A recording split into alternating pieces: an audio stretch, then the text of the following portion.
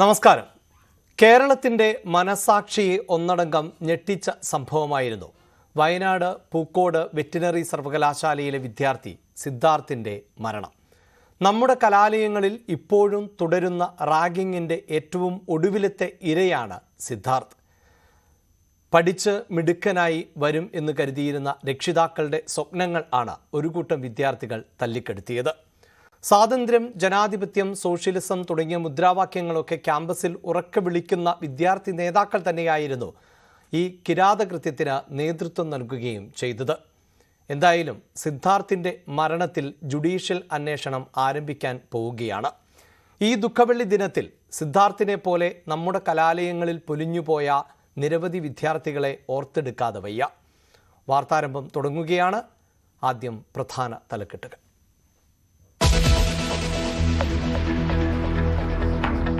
തെരഞ്ഞെടുപ്പ് ചൂടിൽ കേരളം. വോട്ടെടുപ്പിന് ഇനി 28 നാൾ. പ്രചാരണ വിഷയങ്ങൾ മാറിമറിയുന്നു. മുഖ്യമന്ത്രിയുടെ മകൾക്കെതിരായ ED അന്വേഷണം ആയുധമാക്കി കോൺഗ്രസും BJPയും.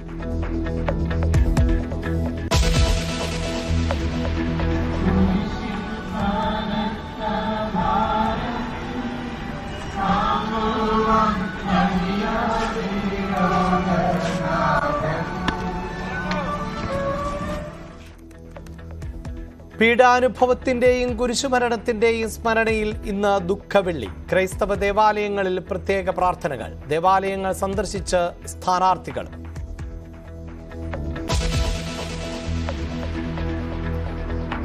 അരുണാചൽ പ്രദേശ് നിയമസഭാ തെരഞ്ഞെടുപ്പിലെ BJP വിജയത്തിൽ കോൺഗ്രസ് ഹൈക്കമാൻഡിന് അതൃപ്തി. PCC അധ്യക്ഷന് കാരണം കാണിക്കൽ നോട്ടീസ്.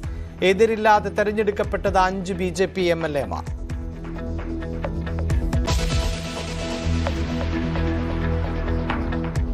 ഡൽഹി മദ്യനയ അഴിമതി കേസിൽ നടപടികൾ കടുപ്പിച്ചിടി. ഡിജിറ്റൽ രേഖകൾ പരിശോധിക്കാൻ നീക്കം. അരവിന്ദ് കെജ്രിവാളിനെതിരെ ലഫ്റ്റനന്റ് ഗവർണർ. ജയിലിൽ ഇരുന്ന് ഭരിക്കാൻ അനുവദിക്കില്ലെന്ന് രാം ഗോപാൽ യാദവ്.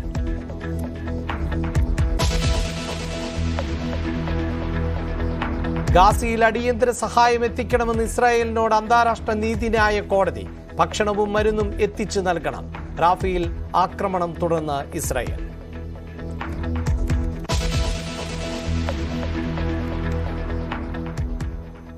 ദക്ഷിണാഫ്രിക്കയിൽ വാഹനാപകടത്തിൽ 45 മരണം. രക്ഷപ്പെട്ടത് 8 വയസ്സുള്ള പെൺകുട്ടി മാത്രം. അപകടം ബസ് ബാരിയറിൽ ഇടിച്ച് തീപിടിച്ച്.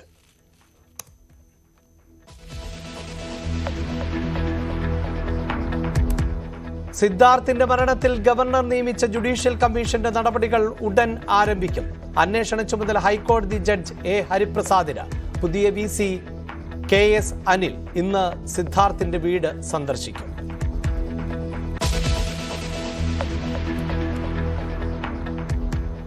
കട്ടപ്പന ഇരട്ട കൊലപാതക കേസ് പ്രതിക്കെതിരെ ഒരു ബലാത്സംഗ കേസ് കൂടി. നിതീഷ് ബലാത്സംഗം ചെയ്തത് സുഹൃത്തിന്റെ സഹോദരിയെ. ചൊവ്വാദോഷം മാറ്റാനെന്ന പേരിൽ പ്രതീകാത്മക വിവാഹം ചെയ്തതായും പരാതി.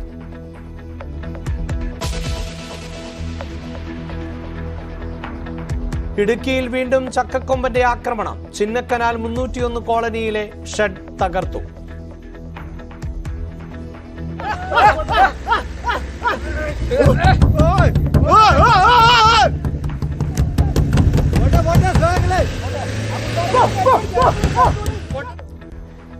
ഇരുമ്പുപാലത്ത് ജനവാസ മേഖലയിൽ കാട്ടുപോത്തിറങ്ങി.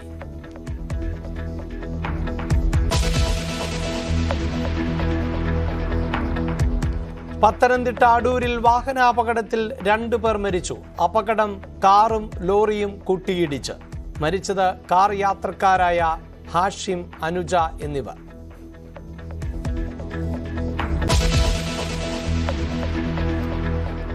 IPL-ൽ ഇന്ന് ഒരു മത്സരം. Royal Challengers Bengaluru Kolkata night റൈഡേഴ്സിനെ നേരിടും. മത്സരം രാത്രി 7:30 ചിന്നസ്വാമി സ്റ്റേഡിയത്തിൽ.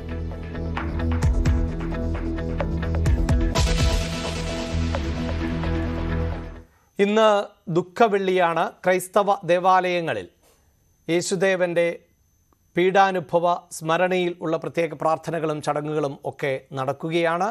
ഒരു തെരഞ്ഞെടുപ്പ് സമയത്താണ് ഈ ദുഃഖവെള്ളി കടന്നു വന്നിട്ടുള്ളത്. അതുകൊണ്ട് തന്നെ രാഷ്ട്രീയ നേതാക്കൾ, അതോടൊപ്പം തന്നെ പ്രധാനപ്പെട്ട സ്ഥാനാർത്ഥികളെല്ലാം ദേവാലയങ്ങളിൽ ഉൾപ്പെടെ സന്ദർശനം നടത്തുന്നുമുണ്ട്. അത്തരം വാർത്തകളിലേക്ക് വാർത്താരംഭം വിശദമായി കടക്കുന്നതിന് മുമ്പ് ദേശീയ വാർത്തകൾ ആണ് ആദ്യം പരിശോധിക്കുന്നത്. ഡൽഹി മദ്യനയക്കേസിൽ മുഖ്യമന്ത്രി അരവിന്ദ് കെജ്രിവാളിനെ മറ്റു പ്രതികളോട് ഒപ്പം ഇരുത്തി ചോദ്യം ചെയ്യാൻ ഇഡി. എന്നാൽ കെജ്രിവാളിന് തിഹാറിൽ പോകേണ്ടി വന്നാൽ പകരം ചുമതല നൽകുന്ന കാര്യം ആം ആദ്മി പാർട്ടിയുടെ ആലോചനയിൽ ഉണ്ട്. രാഷ്ട്രപതി ഭരണം ഏർപ്പെടുത്തും എന്നതിൽ ലഫ്റ്റനന്റ് ഗവർണർ കേന്ദ്രവുമായി കൂടിയാലോചന നടത്തി എന്നുമാണ് സൂചന. വാർത്തയുടെ വിശദാംശങ്ങളുമായി ER രാഗേഷ് ആണ് ചേരുന്നത്. രാഗേഷ്, കസ്റ്റഡി നീട്ടിയ പശ്ചാത്തലമുണ്ട്, അതുകൊണ്ട് തന്നെ വിശദമായി ചോദ്യം ചെയ്യലിലേക്ക് ഇഡി കടക്കുന്നു എന്ന് വേണം നമുക്ക് മനസ്സിലാക്കാൻ. അതോടൊപ്പം തന്നെ അതിൻ്റെ രാഷ്ട്രീയ പ്രാധാന്യം വളരെ പ്രധാനപ്പെട്ട ഒന്നാണല്ലോ. രാഷ്ട്രപതി ഭരണത്തിനുള്ള സാധ്യതയുണ്ടോ? തിഹാർ ജയിലിലേക്ക് പോകേണ്ടി വന്നാൽ ആരാകും അടുത്ത മുഖ്യമന്ത്രി? അത്തരം വിഷയങ്ങൾ കൂടി.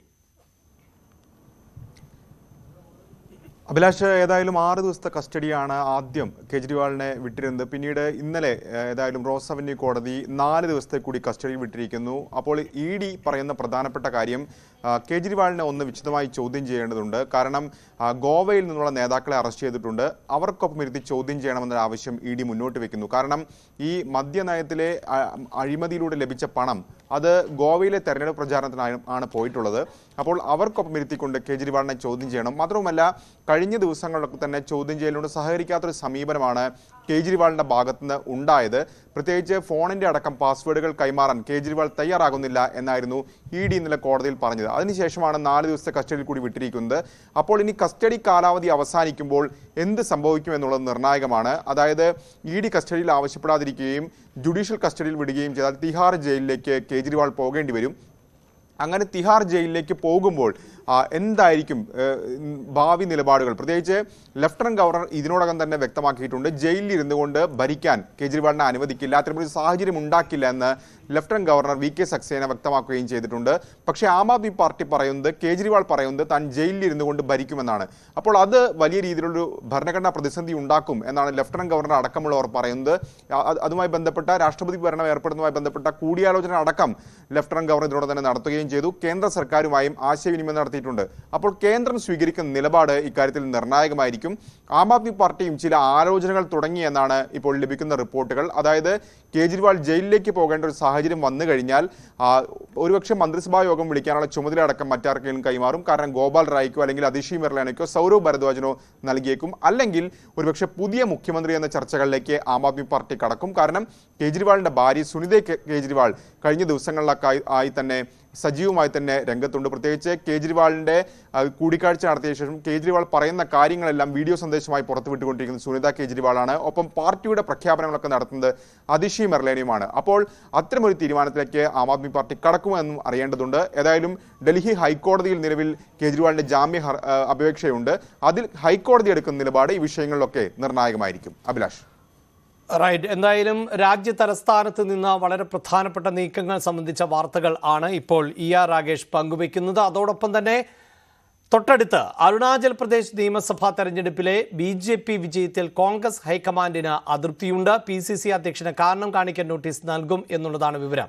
എതിരില്ലാതെ 5 BJP MLA-മാർ ആണ് ഇവിടെ തെരഞ്ഞെടുക്കപ്പെട്ടത്. ER രാഗേഷ് തന്നെയാണ് വാർത്തയുടെ വിശദാംശങ്ങളുമായി ചേരുന്നത്. രാഗേഷ്, ഇക്കാര്യങ്ങളിൽ വ്യക്തത കൈവരേണ്ടതുണ്ട്. സ്വാഭാവികമായും ഒരു തെരഞ്ഞെടുപ്പിൽ സ്ഥാനാർത്ഥികൾ മത്സരിക്കാൻ പോലും ഉണ്ടായിരുന്നില്ല എന്നത് അവിടുത്തെ PCCയുടെ വീഴ്ചയായി വിലയിരുത്തപ്പെടേണ്ടി വരുമല്ലോ. ഒപ്പം സംസ്ഥാനങ്ങളുടെ ചുമതല അടക്കം ഹൈക്കമാൻഡ് ഏർപ്പെടുത്തിയിട്ടുള്ള നേതാക്കളുണ്ട്. അപ്പോൾ അവരുടെയൊക്കെ ഒരു പോരായ്മയായി ഇതിനെ വിലയിരുത്തപ്പെടേണ്ടി വരുന്നൊരു സാഹചര്യമുണ്ടല്ലോ. അഭിലാഷ, ഒരു കാലത്ത് കോൺഗ്രസിന്റെ ശക്തി കേന്ദ്രമായിരുന്നു അരുണാചൽ പ്രദേശ്. പക്ഷേ 2014 മോദി സർക്കാർ അധികാരത്തിൽ വന്ന ശേഷം അരുണാചൽ പ്രദേശും വലിയ രാഷ്ട്രീയ മാറ്റങ്ങൾക്ക് വേദിയായി. പ്രത്യേകിച്ച് കോൺഗ്രസിലെ MLA-മാർ, മുഖ്യമന്ത്രി അടക്കമുള്ളവർ പിന്നീട് people's party of Arunachal Pradesh എന്ന പാർട്ടി ഉണ്ടാക്കുകയും അത് പിന്നീട് തൊട്ടടുത്ത മാസങ്ങളിൽ തന്നെ അത് BJP-യുമായി ലയിക്കുന്ന സാഹചര്യം ഉണ്ടാവുകയും ചെയ്തു. പിന്നീട് പേമ ഖണ്ഡു അവിടെ മുഖ്യമന്ത്രിയാകുകയും ചെയ്തു. പഴയ കോൺഗ്രസ് നേതാവാണ് അദ്ദേഹം. അപ്പോൾ അവിടെ ഇപ്പോൾ BJP-യാണ് 2016 മുതൽ ഭരിച്ചുകൊണ്ടിരിക്കുന്നത്. ഏതായാലും കഴിഞ്ഞ തെരഞ്ഞെടുപ്പിലും 41 സീറ്റുകൾ BJP അവിടെ വിജയിച്ചിരുന്നു. പക്ഷേ ഈ വിജയത്തിന് ശേഷവും പ്രതിപക്ഷ പാർട്ടികളിൽ നിന്നും പല MLA-മാരും ഈ അടുത്ത കാലത്ത് പോലും കോൺഗ്രസിനടക്കം MLA-മാർ അവിടെ ചേരുന്ന സാഹചര്യം പോലും ഉണ്ടായി. ഇത്തവണ ഏതായാലും ഒന്നാം ഘട്ടത്തിലാണ് അരുണാചൽ പ്രദേശിലേക്ക് തെരഞ്ഞെടുപ്പ് നടക്കുന്നത്. 2 ലോക്സഭാ സീറ്റുകൾക്കൊപ്പം 60 അംഗ നിയമസഭയിലേക്കും വോട്ടെടുപ്പ് നടക്കുന്നു. ഏതായാലും ഈ 60 അംഗ നിയമസഭയിലേക്ക് കോൺഗ്രസ് സ്ഥാനാർത്ഥികളായി മത്സരിക്കുന്ന 34 പേർ മാത്രമാണ്. ഏതായാലും പത്രികാ സമർപ്പണം അവസാനിക്കുമ്പോൾ 5 പേർ എതിരില്ലാതെ തെരഞ്ഞെടുക്കപ്പെട്ടു എന്നുള്ളതാണ് ഏറ്റവും പുതുതായി കൂട്ടിച്ചേർക്കാനുള്ള വാർത്ത. ഇന്നലെ തന്നെ ഈ വാർത്ത പുറത്തു വന്നതാണ്. മുഖ്യമന്ത്രി പേമാ ഖണ്ഡുവും മറ്റ് 5 MLA ഉൾപ്പെടെ 6 പേർ എതിരില്ലാതെ വിജയിച്ചിരിക്കുന്നു എന്നാണ് ഇപ്പോൾ പുറത്തു വരുന്ന ഏതായാലും വാർത്തകൾ. ഇതാണ് ഇപ്പോൾ ഏതായാലും കോൺഗ്രസ് നേതൃത്വത്തെ അതൃപ്തരാക്കിയിരിക്കുന്നത്. പ്രത്യേകിച്ച് BJPക്ക് ഏകപക്ഷീയമായി ജയം ഒരുക്കുന്ന സാഹചര്യത്തിലേക്ക് അവിടെ കാര്യങ്ങൾ പോകുന്നു. ഇതിന് പശ്ചാത്തലത്തിലാണ് ഇപ്പോൾ അത്തരമൊരു ആലോചനകളിലേക്ക്, പ്രത്യേകിച്ച് വിശദീകരണം അടക്കം ചോദിക്കാനുള്ള ആലോചനകളിലേക്ക് ഹൈക്കമാൻഡ് കടക്കുകയും ചെയ്തിട്ടുള്ളത്. കാരണം ദേശീയ തലത്തിൽ തന്നെ ഒരു തെറ്റായ സന്ദേശം നൽകുന്ന അഭിപ്രായം ഏതായാലും ഈ വിഷയത്തിൽ ഹൈക്കമാൻഡിനുണ്ട്. അഭിലാഷ്. തീർച്ചയായും രാകേഷ് സൂചിപ്പിക്കുന്നത് പോലെ ഒരിക്കൽ കോൺഗ്രസിന്റെ ശക്തി കേന്ദ്രമായിരുന്ന ഇടത്താണ് സ്ഥാനാർത്ഥികളെ പോലും മത്സരിപ്പിക്കാൻ പറ്റാത്ത ഒരു സാഹചര്യത്തിലേക്ക് എത്തിയിട്ടുള്ളത്. ഇതുമായി ബന്ധപ്പെട്ട തുടർ വാർത്തകൾക്ക് ഇന്നും സാധ്യതയുണ്ട്. 2 പ്രധാനപ്പെട്ട ദേശീയ വാർത്തകൾ ആണ് വാർത്താരംഭം തുടക്കത്തിൽ തന്നെ പ്രേക്ഷകരുമായി പങ്കുവച്ചതെങ്കിൽ അന്താരാഷ്ട്ര വാർത്തകൾ പരിശോധിക്കുമ്പോൾ ഗാസയിൽ അടിയന്തര സഹായം എത്തിക്കണമെന്ന് ഇസ്രായേലിനോട് അന്താരാഷ്ട്ര നീതിന്യായ കോടതി ആവശ്യപ്പെട്ടിരിക്കുകയാണ്. ഭക്ഷണവും മരുന്നും എത്തിച്ചു നൽകണം എന്നാണ് കോടതി വ്യക്തമാക്കിയിട്ടുള്ളത്. കോടതി ഏകകണ്ഠമായാണ് ഇത്തരത്തിൽ ഒരു നിർദ്ദേശം ഇസ്രായേലിന് നൽകിയിട്ടുള്ളത്. യുദ്ധക്കെടുതിയിൽ 10,000-കണക്കിന് ആളുകൾ ആണ് ദുരിതം അനുഭവിക്കുന്നത്. സ്ത്രീകളും കുട്ടികളും ഉൾപ്പെടെ ഉള്ളവർ ഭക്ഷണവും മരുന്നും ലഭിക്കാത്ത സാഹചര്യത്തിൽ ആണ് ക്യാമ്പുകളിൽ കഴിയുന്നത് എന്നും ആണ് പൊതുവെ വിലയിരുത്തപ്പെടുന്നത്. അതേസമയം റാഫേൽ ഇസ്രായേലിൻ്റെ ആക്രമണം തുടരുകയാണ്. ഇപ്പോൾ വ്യോമാക്രമണം ആണ് നടക്കുന്നത് എങ്കിൽ അവിടെ കരമാർഗം ഉള്ള ആക്രമണം കൂടി ശക്തിപ്പെടുത്തുവാനുള്ള ഒരു നീക്കം ഇസ്രായേലിൻ്റെ ഭാഗത്ത് നിന്ന് ഉണ്ട്. ഈ വിഷയത്തിൽ അമേരിക്കയടക്കം പ്രതിഷേധം അറിയിച്ച പശ്ചാത്തലത്തിൽ ഇപ്പോഴത്തെ രാഷ്ട്രീയ സാഹചര്യം, ഇപ്പോഴത്തെ യുദ്ധ സാഹചര്യമൊക്കെ ചർച്ച ചെയ്യാൻ ഒരുക്കമാണ് എന്നുകൂടി ഇസ്രായേൽ അറിയിച്ചിട്ടുണ്ട്. ദക്ഷിണാഫ്രിക്കയിൽ നിന്ന് വലിയൊരു വാഹനാപകടത്തിൻ്റെ റിപ്പോർട്ടാണ് പുറത്തു വന്നിട്ടുള്ളത്. ദക്ഷിണാഫ്രിക്കയിൽ വാഹനാപകടത്തിൽ 45 പേർ മരിച്ചതായാണ് റിപ്പോർട്ട്. 8 വയസ്സുള്ള ഒരു പെൺകുട്ടി മാത്രം ആണ് ഈ അപകടത്തിൽ രക്ഷപ്പെട്ടത്. അപകടമുണ്ടായത് ഒരു ബസ് ബാരിയറിൽ ഇടിക്കുകയായിരുന്നു. അങ്ങനെ ഇടിച്ച ബസ് താഴെ കൊക്ക പോലുള്ള ഒരു ഭാഗത്തേക്ക് മറിഞ്ഞു വീഴുകയും അവിടെ വെച്ച് ബസ്സിന് അതിവേഗം തീപിടുത്തം ഉണ്ടാവുകയുമാണ് ചെയ്തത്. രക്ഷാപ്രവർത്തനം ഏറെ ദുഷ്കരമായിരുന്ന ഒരു ഭാഗത്താണ് അപകടമുണ്ടായത്. അതാണ് ബസ്സിൽ ഉണ്ടായിരുന്ന 45 പേരും മരിക്കാൻ കാരണം എന്നാണ് ഇപ്പോൾ പ്രാഥമികമായ വിവരങ്ങൾ പുറത്തുവരുന്നത്. അപകടത്തിൽ ഒരേ ഒരു പെൺകുട്ടി മാത്രം ആണ് രക്ഷപ്പെട്ടത്. വാർത്താരംഭം ഇനി കേരളത്തിൽ നിന്നുള്ള പ്രധാനപ്പെട്ട വാർത്തകൾ ആണ് പങ്കുവയ്ക്കുന്നത്. പൂക്കോട് വെറ്റിനറി സർവകലാശാല വിദ്യാർത്ഥി സിദ്ധാർത്ഥിന്റെ മരണത്തിൽ ഗവർണർ നിയമിച്ച ജുഡീഷ്യൽ കമ്മീഷന്റെ നടപടികൾ ഉടൻ ആരംഭിക്കും. ഹൈക്കോടതി ജഡ്ജ് എ ഹരിപ്രസാദിനെയാണ് അന്വേഷണത്തിന് ചുമതലപ്പെടുത്തിയിട്ടുള്ളത്. റിട്ടയർഡ് DYSP VG കുഞ്ഞൻ അന്വേഷണത്തിൽ ജുഡീഷ്യൽ കമ്മീഷനെ സഹായിക്കുകയും ചെയ്യും. വെറ്റിനറി സർവകലാശാലയിലെ പുതിയ VC KS അനിൽ ഇന്ന് സിദ്ധാർത്ഥിന്റെ വീട് സന്ദർശിക്കുന്നുണ്ട്. ഡാൻ കുര്യൻ ആണ് വാർത്തയുടെ വിശദാംശങ്ങളുമായി ചേരുന്നത്. ഡാൻ, കുറ്റക്കാരെ കണ്ടെത്തുന്ന തരത്തിലേക്ക് അന്വേഷണം എത്തും എന്ന് നമുക്ക് പ്രതീക്ഷിക്കാമോ?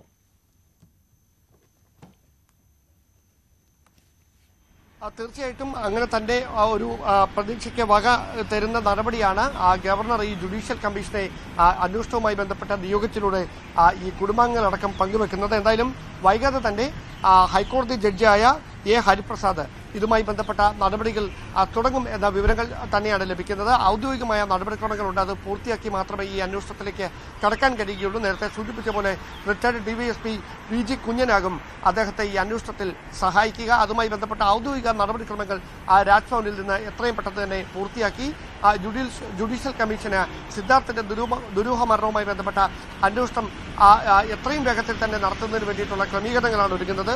അതിനിടയിലാണ് വെറ്ററിനറി സർവകലാശാലയുടെ പുതിയ വൈസ് ചാൻസലറായി ചുമതല ഏറ്റെടുത്തിരിക്കുന്ന KS അനിൽ രാവിലെ 10 മണിയോടെ സിദ്ധാർത്ഥിന്റെ നെടുമങ്ങാടുള്ള വീട് സന്ദർശിക്കുകയാണ്. മാതാപിതാക്കളെ കണ്ട കുടുംബാംഗങ്ങളുടെ ദുഃഖത്തിൽ പങ്കുചേരുന്നതിനൊപ്പം ഈ അന്വേഷണത്തിൽ പൂർണ്ണ പിന്തുണ ഉറപ്പാക്കുന്നതിന് വേണ്ടി അല്ലെങ്കിൽ പൂർണ്ണമായ പിന്തുണ അറിയിക്കുന്നതിന് വേണ്ടിയാണ് അദ്ദേഹം കുടുംബാംഗങ്ങളെ നേരിട്ട് കാണുന്നത് എന്നാണ് നമുക്ക് മനസ്സിലാക്കാൻ കഴിയുന്നത്. നമുക്കറിയാം കഴിഞ്ഞ VC രാജിവെക്കാൻ ഇടയായ സാഹചര്യം അത് വലിയ തരത്തിൽ ശശീന്ദ്രനാഥിന്റെ രാജിയിലേക്ക് നയിച്ച കാര്യങ്ങൾ വലിയ തരത്തിൽ വിവാദങ്ങൾക്ക് വഴിവെച്ചിരുന്നു. കാരണം അദ്ദേഹം ഈ സസ്പെൻഡ് ചെയ്ത വിദ്യാർത്ഥികളെ യാതൊരു റിപ്പോർട്ടുകൾ ലഭിക്കുന്നതിന് മുമ്പ് തന്നെ തിരികെ എടുക്കാൻ എന്ത് സമ്മർദ്ദത്തിന്മേലാണ് അങ്ങനെ ഒരു തീരുമാനത്തിലേക്ക് നീങ്ങിയതെന്ന വലിയ തരത്തിലുള്ള വിമർശനം സിദ്ധാർത്ഥിന്റെ പിതാവടക്കം ഉന്നയിച്ചിരുന്നു. അതിന് പിന്നാലെയാണ് അദ്ദേഹം രാജിക്കത്ത് നൽകുന്ന ഒരു സാഹചര്യമുണ്ടായത്. എന്തായാലും പുതുതായി ചുമതലയേറ്റിരിക്കുന്ന വൈസ് ചാൻസലർ സിദ്ധാർത്ഥിന്റെ വീട് സന്ദർശിച്ചുകൊണ്ട് ആ കുടുംബത്തിന്റെ കൂടി പിന്തുണ ഉറപ്പാക്കിക്കൊണ്ട് ആ ചുമതലയിലേക്ക് കടക്കുന്നു എന്നതാണ് ശ്രദ്ധേയമായിട്ടുള്ള കാര്യം. ഏതായാലും ഒരു കാര്യം ഉറപ്പാണ്, വലിയ തരത്തിലുള്ള വിമർശനങ്ങൾ ഈ സിദ്ധാർത്ഥിന്റെ മരണത്തിൽ CBI അന്വേഷണം നടത്താത്തതിന്റെ പേരിൽ അല്ലെങ്കിൽ അതിലുമായി ബന്ധപ്പെട്ട ശുപാർശ കൈമാറുന്നതിൽ കാലതാമസം നേരിട്ടതിന്റെ പേരിൽ സർക്കാരിന് പഴികേൽക്കേണ്ടി വന്നിരുന്നു. ഗവർണർ അതിനിടയിൽ നടത്തിയ നിർണായകമായ ഇടപെടൽ ഏത് തരത്തിലായിരിക്കും ഇനി വിവാദങ്ങളുടെ മുനയൊടിക്കുക എന്നാണ് കാത്തിരുന്ന് കാണേണ്ടത്. തീർച്ചയായും തെരഞ്ഞെടുപ്പ് കാലം കൂടിയാണ്. അതുകൊണ്ട് തന്നെ ഇത്തരം വിഷയങ്ങളിൽ കൃത്യമായ ഇടപെടലുകൾ ഉണ്ടാകും. രാഷ്ട്രീയ പാർട്ടികൾ എല്ലാവരും തന്നെ ഈ വിഷയത്തെ അതീവ ഗൗരവത്തോടു കൂടിയാണ് കാണുന്നത്. തെരഞ്ഞെടുപ്പിനിടെ ഇത്തരം വിഷയങ്ങൾ കൂടി ഉയർന്നു വരുന്ന പശ്ചാത്തലമുണ്ട്. എന്തായാലും കുറ്റക്കാരെ കണ്ടെത്തുക എന്നത് വളരെ പ്രധാനപ്പെട്ടതാണ്. കേരളത്തിലെ കലാലയങ്ങളിൽ ഇനിയും ഇത്തരത്തിൽ സിദ്ധാർത്ഥമാർ ഉണ്ടാകാതിരിക്കട്ടെ എന്നതാണ്. ഡാനുമായി ബന്ധപ്പെട്ട മറ്റൊരു വാർത്ത കൂടിയുണ്ട്. അതിലേക്ക് വരുന്നതിന് മുമ്പ് കട്ടപ്പന ഇരട്ടക്കൊലപാതകത്തിന്റെ പ്രതി നിതീഷിനെതിരെ ഒരു ബലാത്സംഗ കേസ് കൂടി ചുമത്തി. സുഹൃത്തിന്റെ സഹോദരിയെ ബലാത്സംഗം ചെയ്തതിനാണ് കേസ്. ചൊവ്വാദോഷം മാറാനെന്ന പേരിൽ പ്രതീകാത്മക വിവാഹം കഴിച്ചായിരുന്നു പീഡനം. പ്രിൻസ് ജെയിംസ് ചേരുന്നുണ്ട്. പ്രിൻസ്, ഇതേ പ്രതിക്കെതിരെ നേരത്തെ ഒരു ബലാത്സംഗ കേസ് രജിസ്റ്റർ ചെയ്തു കഴിഞ്ഞതാണ്.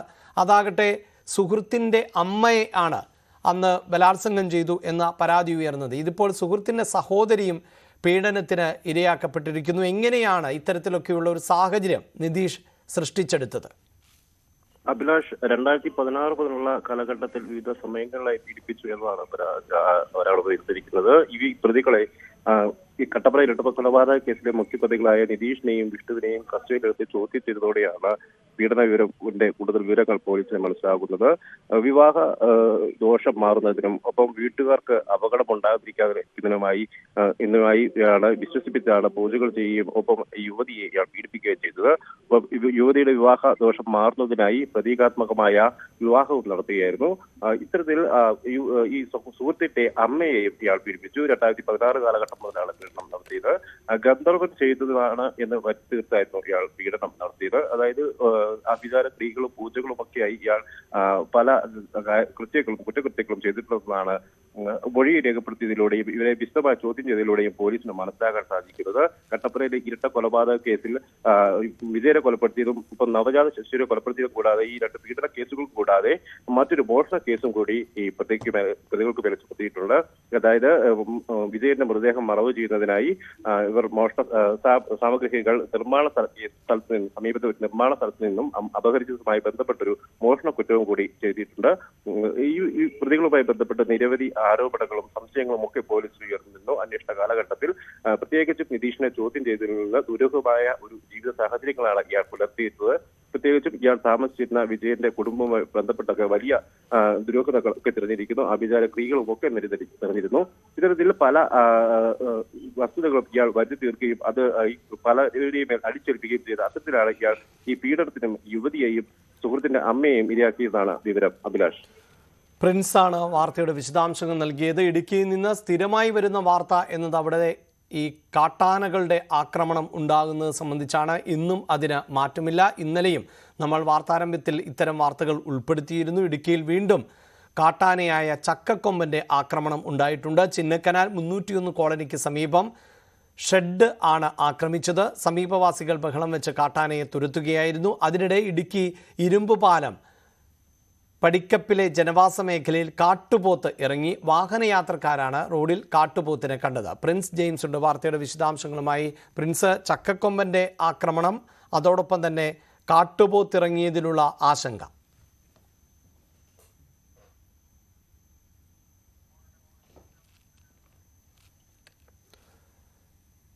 ഇടുക്കിയിൽ ചിന്നക്കനാലിൽ ആണ് ചക്കക്കൊമ്പൻ്റെ ആക്രമണം വീണ്ടും ഉണ്ടായിരിക്കുന്നത്. കഴിഞ്ഞ ദിവസവും ഇത്തരത്തിൽ പടയപ്പയും ചക്കക്കൊമ്പനും ജനവാസ മേഖലകളിൽ ഭീഷണി പരത്തിയ സാഹചര്യം ഉണ്ടായിരുന്നു.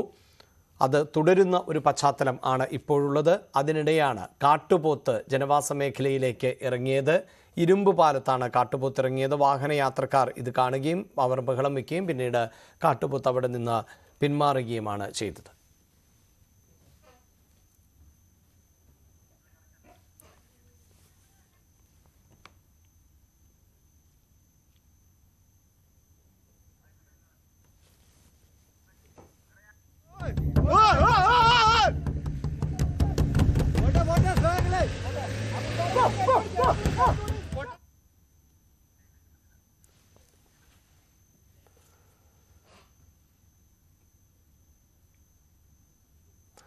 പത്തനംതിട്ടയിലേക്കാണ്. പത്തനംതിട്ട അടൂരിൽ വാഹനാപകടത്തിൽ 2 പേർ മരിച്ചു. കാറും ലോറിയും കൂട്ടിയിടിച്ചാണ് അപകടമുണ്ടായത്. കാർ യാത്രക്കാരായ ഹാഷിം, അനുജ എന്നിവരാണ് മരിച്ചത്. വാർത്തയുടെ വിശദാംശങ്ങളുമായി ശശി നാരായണൻ ആണ് ചേരുന്നത്.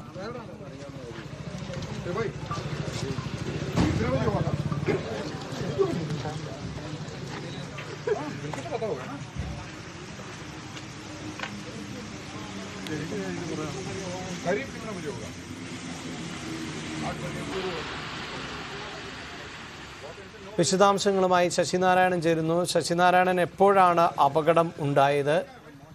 എന്താണ് വിവരങ്ങൾ? അഭിലാഷ്, ഇന്നലെ രാത്രി 10:45 ഇത്തരമൊരു അപകടം ഉണ്ടായത്. നൂറനാട് സ്വദേശിയായ തനുജയും അതുപോലെ തന്നെ ചാരുമൂട് സ്വദേശിയായ ഹാഷിമാണ് ഈ അപകടത്തിൽ ബന്ധപ്പെട്ടത്. തുമ്പോൺ സ്കൂളിലെ അധ്യാപികയാണ് അതിന്.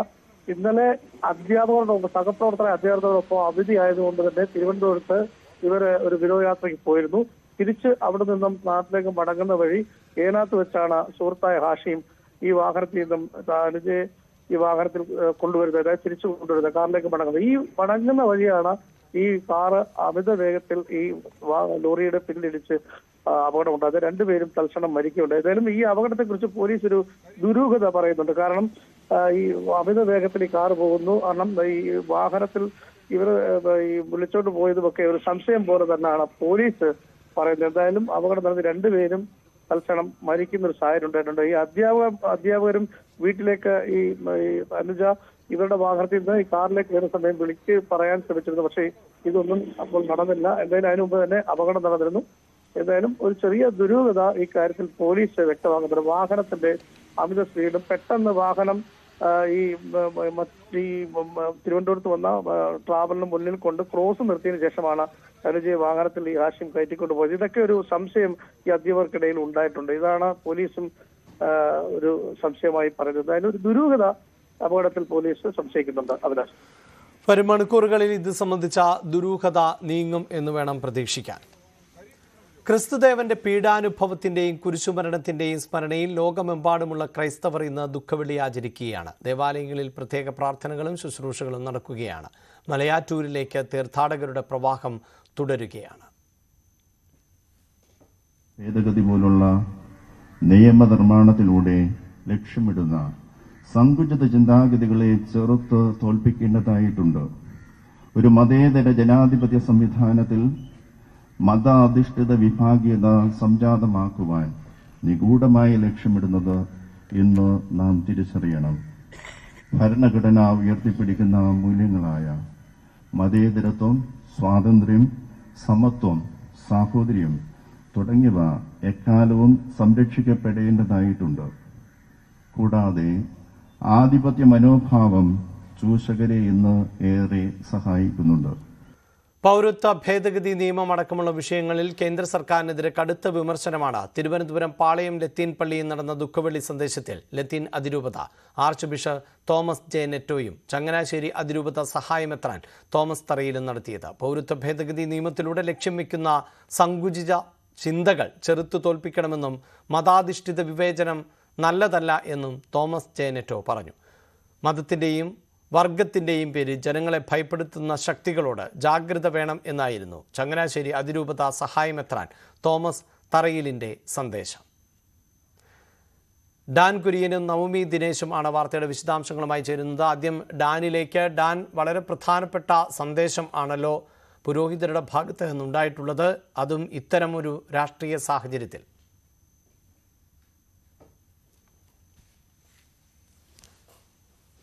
ലത്തീൻ അതിരൂപതയുടെ കീഴിലുള്ള ദേവാലയങ്ങളിൽ രാജ്യത്ത് ക്രൈസ്തവ പീഡനങ്ങൾക്കെതിരെ ഉപവാസ യജ്ഞം നടന്നത്, അതിന് പിന്നാലെ അനുനയ നീക്കങ്ങൾ BJPയുടെ ഭാഗത്ത് നിന്ന് വിവിധ കോണുകളിൽ നിന്നുണ്ടായിരുന്നു. പക്ഷേ ദുഃഖവെള്ളി സന്ദേശത്തിൽ ലത്തീൻ അതിരൂപത archbishop doctor Thomas J Netto തന്നെ അതിരൂക്ഷമായ വിമർശനം മണിപ്പൂർ വിഷയത്തിലും ഉത്തരേന്ത്യയിലെ മറ്റ് ഇടങ്ങളിൽ ക്രൈസ്തവർക്കെതിരെ നടക്കുന്ന പീഡനങ്ങളിലും വലിയ തരത്തിൽ ഇത് അന്ധകാര ശക്തികളുടെ ഭാഗത്തു നിന്നുണ്ടാകുന്ന ഭിന്നിപ്പിക്കാനുള്ള ശ്രമമാണ് എന്നാണ് അദ്ദേഹം രൂക്ഷമായി വിമർശിച്ചിരിക്കുന്നത്. അതോടൊപ്പം സമൂഹത്തിൽ നിലനിൽക്കുന്ന അനീതിയെ ഒരുമിച്ച് ചോദ്യം ചെയ്യാൻ നമുക്ക് സാധിക്കുന്നുണ്ടോ എന്നും അദ്ദേഹം ചോദിച്ചു. പൗരത്വ ഭേദഗതി നിയമത്തിന്റെ കാര്യത്തിൽ സഹോദരന്മാർക്ക് ഒപ്പം നിൽക്കാൻ കഴിയണം. മതാധിപത്യ സങ്കുചിത മനോഭാവം വളർത്തിക്കൊണ്ടുവരാൻ ശ്രമിക്കുന്നത് കാണാതെ പോകരുത്. മതാധിഷ്ഠിത വിവേചനം നല്ലതല്ല തുടങ്ങിയ വിമർശനങ്ങളാണ് ഡോക്ടർ തോമസ് ചേറ്റവും മുന്നോട്ട് വെച്ചത്. അതോടൊപ്പം ചങ്ങനാശ്ശേരി അതിരൂപത സഹായമെത്രാൻ മാർ തോമസ് തറയിലും വളരെ ശ്രദ്ധേയമായ കാര്യങ്ങൾ തന്നെയാണ് ദുഃഖവെള്ളി സന്ദേശത്തിൽ പറഞ്ഞത്. മതത്തിന്റെയും വർഗത്തിന്റെയും പേരിൽ ജനങ്ങളെ ഭയപ്പെടുത്തുന്ന ശക്തികളോട് ജാഗ്രത പുലർത്തണമെന്നും രാജ്യത്തെ ഒരു പൗരനെങ്കിലും ഭയപ്പെട്ട് ജീവിക്കുകയാണെങ്കിൽ അത് രാജ്യത്തിന്റെ പരാജയമാണെന്നും കുരിശ് സാഹോദര്യത്തിന്റെ ശക്തിയാണെന്നും അതിനെ പരാജയപ്പെടുത്താൻ നോക്കിയാൽ നടക്കുകയില്ല എന്നുമാണ് അദ്ദേഹം വ്യക്തമാക്കിയത്. എന്തായാലും ഈ തെരഞ്ഞെടുപ്പിലേക്ക് അടുക്കുന്ന ഒരു സാഹചര്യത്തിൽ ക്രൈസ്തവ സഭകളുടെ പ്രതിനിധികൾ ഇത്തരം പ്രസ്താവനകളുമായി രംഗത്ത് എത്തിയിരിക്കുന്നത് സ്വാഭാവികമായി രാഷ്ട്രീയ കേന്ദ്രങ്ങളിൽ വലിയ ചർച്ചകൾക്ക് വഴിവെക്കുമെന്ന് തന്നെയാണ് വിലയിരുത്തൽ. അഭിലാഷ്. റൈറ്റ്, അത്തരം പ്രസ്താവനകളാണ് പുരോഹിതരുടെ ഭാഗത്ത് നിന്നുണ്ടാകുന്നത്. നവമി കൊച്ചിയിൽ നിന്ന് ചേരുന്നുണ്ട്. നവമി, മധ്യകേരളത്തിൽ ക്രൈസ്തവ വിശ്വാസികൾ ഏറെയുള്ള പ്രദേശങ്ങൾ ആണ്. അവിടെ പ്രാർത്ഥനാ ചടങ്ങുകൾ എപ്രകാരം മുന്നോട്ടു പോകുന്നു, പ്രത്യേകിച്ച് മലയാറ്റൂർ പോലെയുള്ള ദേവാലയങ്ങളിൽ? അതോടൊപ്പം ഇത്തരം സന്ദേശങ്ങൾ പുരോഹിതരുടെ ഭാഗത്ത് നിന്ന് ഉണ്ടായിട്ടുണ്ടോ?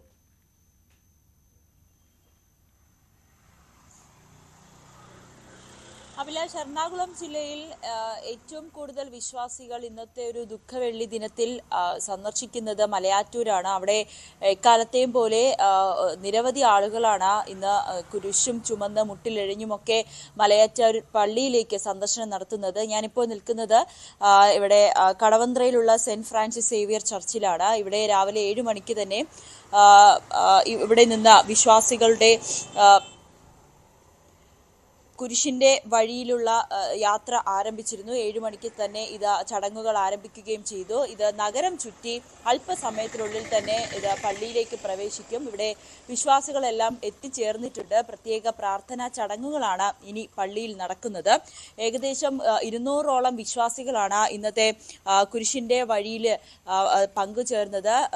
ഫാദർ ജെറോം ചെമ്മണിയുടെ നേതൃത്വത്തിലാണ് ഇന്നത്തെ ചടങ്ങുകൾ ഈ പള്ളിയിൽ നടക്കുന്നത്. ലോകത്തിലെ മുഴുവൻ പാപങ്ങളും ഏറ്റുവാങ്ങി സ്വയം ബലിയായ ക്രിസ്തു സഹിച്ച പീഡനാനുഭവങ്ങളുടെ പരിസമാപ്തിയാണ് ഈ കുരിശുമരണം.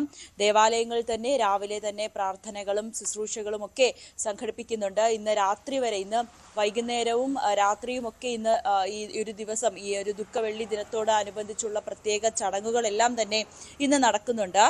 യേശുവിൻ്റെ പീഡാനുഭവത്തിൻ്റെയും കുരിശുമരണത്തിൻ്റെയും ഓർമ്മ പുതുക്കലാണ് ലോകമെമ്പാടുമുള്ള ക്രൈസ്തവ വിശ്വാസികൾ ഇന്ന് ദുഃഖവെള്ളി ആചരിക്കുന്നത്. പള്ളികളിലൊക്കെ പുരോഹിതന്മാരുടെ നേതൃത്വത്തിൽ പ്രത്യേക പ്രാർത്ഥനാ ചടങ്ങുകളും സന്ദേശങ്ങളും ഒക്കെ നൽകുന്നുണ്ട്. ഇന്ന് പ്രധാനമായും കുരിശ് യാത്രയാണ്. കുരിശും ചുമന്നുകൊണ്ട് വിശ്വാസികൾ നഗരത്തിൽ പ്രദർശനം ചെയ്യും. അത് യേശു ക്രിസ്തു കുരിശ് ചുമന്ന് നടന്നതിൻ്റെ ഒരു പ്രതീകമായ, ആ ഒരു ദിവസത്തിൻ്റെ പ്രതീകമായാണ് ഇന്ന് വിശ്വാസികൾ ആ ഒരു ദിവസത്തെ ആചരിക്കുന്നത്. അതിനുശേഷമായിരിക്കും പള്ളികളിലേക്ക് എത്തി പിന്നീട് പള്ളികളിൽ തുടർന്നുള്ള ചടങ്ങുകളായിരിക്കും ഇന്ന് പ്രധാനമായി നടക്കുക. ഇവിടെയുള്ള പള്ളിയിൽ, സെന്റ് ഫ്രാൻസിസ് പള്ളിയിലടക്കം വൈകുന്നേരം വരെ വിശ്വാസികൾ ഇവിടെ എത്തുന്നുണ്ട്. നിരവധി പ്രാർത്ഥനാ ചടങ്ങുകളും ശുശ്രൂഷകളും ഒക്കെ സംഘടിപ്പിക്കുന്നുമുണ്ട്. അഭിലാഷ്. നവമിയാണ് കൊച്ചിയിൽ നിന്ന് വാർത്തയുടെ വിശദാംശങ്ങൾ നൽകിയത്. കുരിശിന്റെ വഴിയിൽ യാത്ര ഇപ്പോഴും തുടർന്നുകൊണ്ടിരിക്കുകയാണ്. ദേവാലയങ്ങളിൽ പ്രത്യേക ശുശ്രൂഷകൾ നടക്കുന്നു. ഒപ്പം തെരഞ്ഞെടുപ്പ് സമയമായതുകൊണ്ട് തന്നെ സ്ഥാനാർത്ഥികൾ ഉൾപ്പെടെയുള്ളവർ വിവിധ ദേവാലയങ്ങളിൽ ഈ പ്രാർത്ഥനാ ചടങ്ങിൻ്റെ ഭാഗമാവുകയും ചെയ്യുന്നുണ്ട്. തെരഞ്ഞെടുപ്പ് കാലമായതുകൊണ്ട് തന്നെ നേതാക്കളുടെ ആരോപണങ്ങൾക്കും പ്രത്യാരോപണങ്ങൾക്കുമൊന്നും ഒരു കുറവുമില്ല. കേരള സർക്കാരിനെ രൂക്ഷമായി വിമർശിച്ച് കേന്ദ്രമന്ത്രി നിർമ്മല സീതാരാമൻ രംഗത്തെത്തി. പണം നൽകുന്നതിൽ ഒരു കാലതാമസവും കേന്ദ്ര സർക്കാർ വരുത്തിയിട്ടില്ല. കേരളത്തിന് 2021 ശേഷം പലിശരഹിത വായ്പയായി 2224 കോടി രൂപ ലഭിച്ചു. UPA സർക്കാരിൻ്റെ കാലത്ത് കേരളത്തിന് 46,303 കോടി നികുതി വിഹിതം ലഭിച്ചപ്പോൾ മോദി സർക്കാർ 1,55,644 കോടി രൂപ നൽകി. രാജ്യത്ത് വന്ന 547 സ്വകാര്യ സംരംഭങ്ങളിൽ 12 പദ്ധതികൾ മാത്രമേ കേരളത്തിൽ നടപ്പിലാക്കുന്നുള്ളൂ. 2017-18 തൊഴിലില്ലായ്മ നിരക്ക് ഇന്ത്യയിൽ 6.5% കേരളത്തിൽ 11.4% ആയിരുന്നു. 2018-19 ദേശീയ ശരാശരി 5.8 ആയപ്പോൾ കേരളത്തിൽ അത് 9% ആയിരുന്നു. 2019-20 ദേശീയ ശരാശരി 4.5% ആയപ്പോൾ കേരളത്തിൽ 10% ആയിരുന്നു.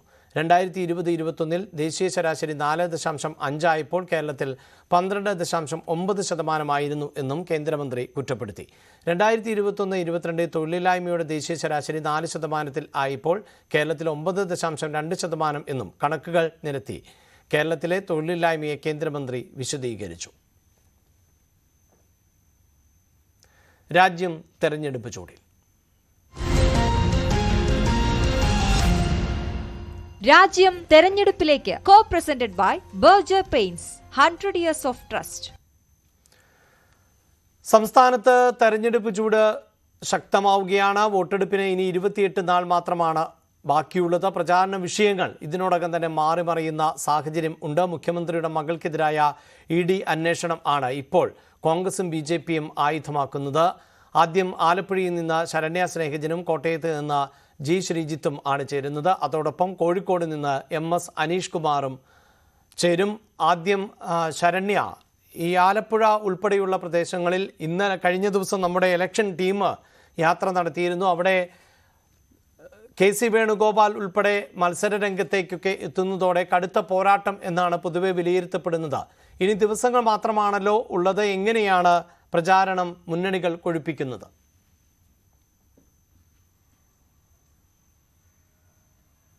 അഭിലാഷ, തീർച്ചയായും രാജ്യത്ത് തന്നെ നടക്കുന്ന പ്രധാന മത്സരങ്ങളിലൊന്ന്, പ്രത്യേകിച്ച് AICC general secretary KC Venugopal ആലപ്പുഴയിൽ മത്സരിക്കാനെത്തിയതോടെ രാജ്യത്തെ തന്നെ ശ്രദ്ധേയമായ തിരഞ്ഞെടുപ്പുകളിലൊന്ന് ആലപ്പുഴ പാർലമെന്റ് മണ്ഡലത്തിൽ നടക്കുന്ന തിരഞ്ഞെടുപ്പാണ്.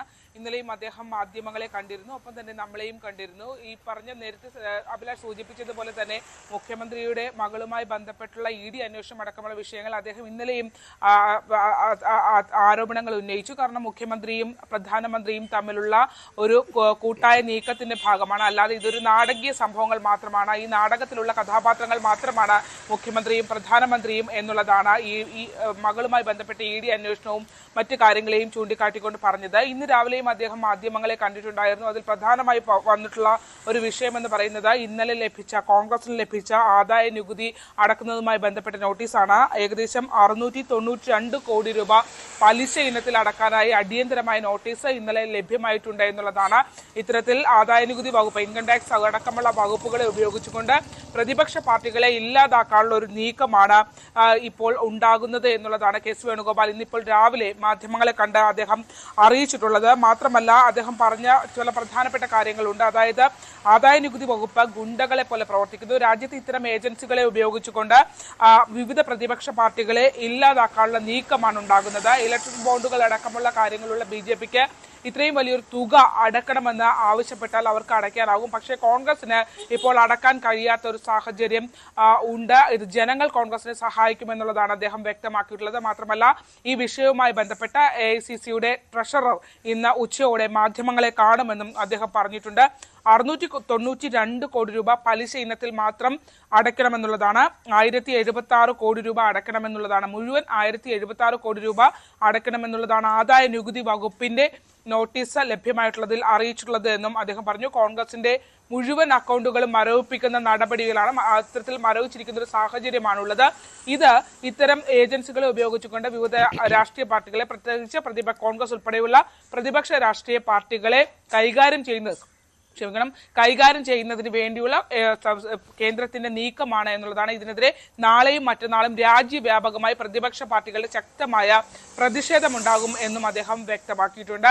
എന്തായാലും ഇപ്പോൾ ഇത്തരത്തിലുള്ള ഒരു പ്രതികരണത്തിലേക്കാണ് KC വേണുഗോപാൽ എത്തിയിട്ടുള്ളത്. ഉച്ചയോടുകൂടി AICC ജനറൽ സെക്രട്ടറിയുടെ ഭാഗത്തു നിന്നും AICCയുടെ ട്രഷറർ ഇത് സംബന്ധിച്ച് കൃത്യമായ കണക്കുകൾ വ്യക്തമാക്കുമെന്നും പറഞ്ഞിട്ടുണ്ട്. എന്തായാലും ആരോപണ പ്രത്യാരോപണങ്ങളൊക്കെയായി ആലപ്പുഴയിലെ തെരഞ്ഞെടുപ്പ് അത്തരത്തിൽ വലിയ ചൂട് പിടിച്ച ഒരു തിരഞ്ഞെടുപ്പ് കളത്തിലേക്ക് മാറിയിരിക്കുന്നു എന്നുള്ളതാണ്. ഇന്നലെ പെസഹ വേളമായിരുന്നു, ഇന്ന് ദുഃഖവെള്ളിയാണ്. അതുകൊണ്ട് തന്നെ ഈ 2 അവധി ദിവസങ്ങളിലൊക്കെയും കൂടുതൽ ജനങ്ങളെ കാണുക, പ്രത്യേകിച്ച് വിശ്വാസികളായ ആളുകളെ ആരാധനാലയങ്ങളിൽ എത്തി കാണുക എന്നുള്ളതായിരുന്നു എല്ലാ സ്ഥാനാർത്ഥികളും സ്വീകരിച്ച ഒരു സ്ട്രാറ്റജി. ഇന്നലെ തന്നെ ആണെങ്കിൽ പൂങ്കാവ് പള്ളിയിലും ഒപ്പം തന്നെ തങ്കിപ്പള്ളി അടക്കമുള്ള ഇടങ്ങളിലുമൊക്കെ KC വേണുഗോപാലും AM ആരിഫും ഒപ്പം തന്നെ NDA സ്ഥാനാർത്ഥി ശോഭാ സുരേന്ദ്രനും എത്തിയിട്ടുണ്ടായിരുന്നു. ഇന്നും അത്തരത്തിൽ ആരാധനാലയങ്ങളിൽ എത്തുക എന്നുള്ളതാണ് പ്രധാനമായും ഇവർ പ്രത്യേകിച്ച് വലിയൊരു കൂട്ടം പൂങ്കാവ് പള്ളി അടക്കമുള്ള തീർത്ഥാടന കേന്ദ്രങ്ങളുണ്ട് ഇവിടെ.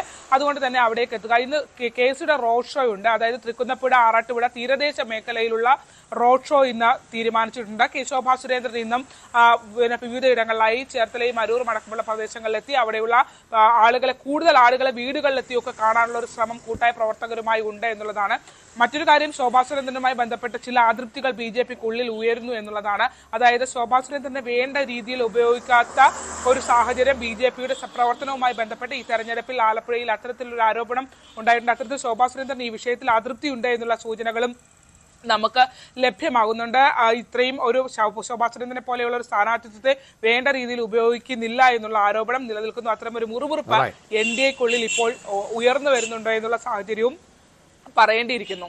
2019 ലോക്സഭാ തെരഞ്ഞെടുപ്പിൽ വലിയ കരുത്ത് കാണിച്ച സ്ഥാനാർത്ഥി കൂടിയാണ് ശോഭാ സുരേന്ദ്രൻ. ഇനി മധ്യ കേരളത്തിലേക്ക് വരുമ്പോൾ കോട്ടയം, പ്രത്യേകിച്ച് ശ്രീജിത്ത്, ഇന്നിപ്പോൾ ദുഃഖവെള്ളിയാണ്. ഏറ്റവും കൂടുതൽ ക്രൈസ്തവർ ഉള്ള ഒരു മേഖലയാണത്.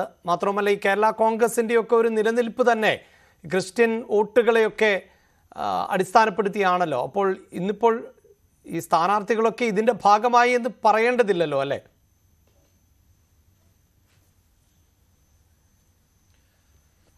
അഭിലാഷ്, അങ്ങനെയല്ല. കോട്ടയത്ത് അല്പം വ്യത്യസ്തമാണ്. ഇപ്പോൾ ശരണ്യ പറഞ്ഞതുപോലെ അല്ല കോട്ടയത്തെ സാഹചര്യം. അതായത് ക്രൈസ്തവ വോട്ടർമാരെ നേരിട്ട് കാണുക, വോട്ട് തേടുക എന്നുള്ള രീതിയിൽ. കാരണം ഇന്ന് ദുഃഖവെള്ളിയാണ്. ദുഃഖവെള്ളിക്ക് കുറച്ചുകൂടി പ്രത്യേകതകളുണ്ട്. പ്രത്യേകിച്ച് ഒരു ദുഃഖസാന്ദ്രമായ അന്തരീക്ഷത്തിൽ നിൽക്കുന്ന ഒരു സാഹചര്യമാണ് ഉണ്ടാകുക. ഇപ്പോൾ തോമസ് ചാഴിക്കാടൻ അദ്ദേഹത്തിൻ്റെ ഇടവക പള്ളിയിൽ അദ്ദേഹത്തിൻ്റെ ചടങ്ങുകളിൽ പങ്കെടുത്തു. അല്ലാതെ ഓരോ ചടങ്ങിലും ഓരോ പള്ളികളിലും ആൾക്കൂട്ടമുള്ളിടത്തെല്ലാം നടന്ന് വോട്ട് ചോദിക്കുന്ന രീതി ഇന്നുണ്ടാവില്ല എന്നുള്ളതാണ്. പ്രത്യേകിച്ച് ഇന്ന് ഈ വിശ്വാസികളെ സംബന്ധിച്ച് അവർ വളരെ വേദനയോടുകൂടി ഇത്തരം ചടങ്ങുകളിൽ പങ്കെടുക്കുന്ന ഒരു ദിവസം കൂടിയാണ്. പ്രത്യേകിച്ച് ഇന്ന് ഈ ഇടവക പള്ളിയിൽ പങ്കെടുക്കുന്നതുകൊണ്ട് തന്നെ ഇന്ന് UDF സ്ഥാനാർത്ഥി ഉച്ചവരെ ഇവിടെ ഇല്ല. ഉച്ചയ്ക്ക് ശേഷമേ മണ്ഡലത്തിലേക്ക് എത്തുക പോലും ഉള്ളൂ എന്നുള്ളതാണ്. കോട്ടയത്തെ വ്യാപാര സ്ഥാപനങ്ങളും എല്ലാം ഇന്ന് ഏതാണ്ട് വലിയ രീതിയിൽ ഒരു പൂർണ്ണമായും ഒരു അടഞ്ഞു കിടക്കുന്ന ഒരു സാഹചര്യമായിരിക്കും കാര്യമായി തന്നെ ഉണ്ടാകുക. ജനങ്ങളും അധികം അവധിയുടെ ഒരു ആലസ്യത്തിലും മറ്റും ആയിരിക്കും ഈ ദിവസം. അതുകൊണ്ട് തന്നെ വോട്ട് ചോദിച്ച് ഈ ക്രൈസ്തവ ദേവാലയങ്ങളിൽ കൂടുതലായി പോയാൽ അതിന് മറ്റൊരർത്ഥം വരും. അതുകൊണ്ട് തന്നെ ആയിരിക്കാം ഒരുപക്ഷെ ഇപ്പോൾ UDF സ്ഥാനാർത്ഥിയൊക്കെ ഉച്ചയ്ക്ക് ശേഷമേ എത്തുകയുള്ളൂ. പക്ഷെ അവർ വിശ്വാസത്തിൻ്റെ ഭാഗമായി അതാത് പള്ളികളിൽ അവരുടെ ഇടവക ദേവാലയങ്ങളിൽ രാവിലെ പ്രാർത്ഥനയിൽ പങ്കെടുത്തു. മറ്റ് തെരഞ്ഞെടുപ്പ് ആലോചനകളും പദ്ധതികളും ഒക്കെ ഉണ്ടാകും. അതിനപ്പുറത്തേക്ക് വിശ്വാസികൾ കൂടുന്നു എന്നുള്ളത് കൊണ്ട് ഓരോ പള്ളികളിലും എത്തി വോട്ട് ചോദിക്കുന്ന രീതി കോട്ടയത്തില്ല. അഭിലാഷ്, കോഴിക്കോട് നിന്ന് അനീഷ് കുമാർ കൂടി ചേരുന്നുണ്ട്. മലബാർ മേഖലയിൽ ഇപ്പോൾ ഏത് നിലയിലാണ് ഇന്നിപ്പോൾ പ്രചാരണം? മധ്യകേരളത്തിൽ ഒരു ദുഃഖസാന്ദ്രമായ ദിവസം ആണ് ഇന്നിപ്പോൾ എന്നാണ് പറയുന്നത്. അവിടെ നിന്നുള്ള റിപ്പോർട്ട് അങ്ങനെയാണ്. അതുകൊണ്ട് തന്നെ അങ്ങനെ സ്ഥാനാർത്ഥികൾ സജീവമായി മണ്ഡലത്തിലേക്ക് ഇറങ്ങുകയോ വോട്ട് ചോദിക്കുകയോ ചെയ്യില്ല എന്ന് ശ്രീജിത്ത് പറയുന്നുണ്ട്. മലബാറിലെ സ്ഥാനാർത്ഥികൾ ഇന്നും സജീവമാണോ അനീഷ്?